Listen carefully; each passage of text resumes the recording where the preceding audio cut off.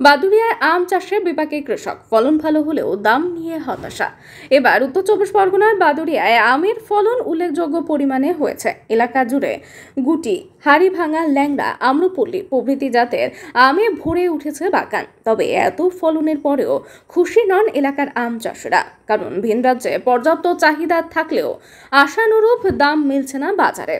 আম চাষি রহিম মোল্লা জানালেন, আম এবার অনেক হয়েছে, কিন্তু হাটে গিয়ে পাইকারি দরে যে দাম পাওয়া যাচ্ছে তাতে খরচও উঠে আসছে না।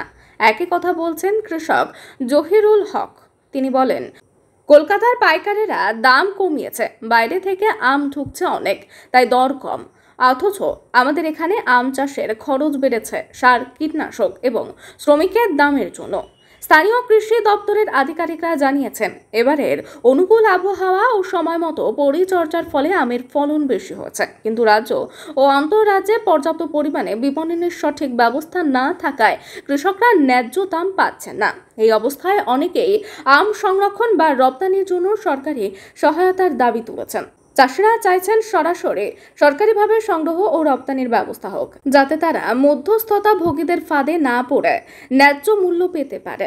ফলন ভালো হলেও বাজার ব্যবস্থাপনার অভাবে লাভের মুখ দেখা যাচ্ছে না। বাদুড়িয়ার আম চাষিদের এই বেদনার কথা উঠে এলো আমাদের ক্যামেরায়।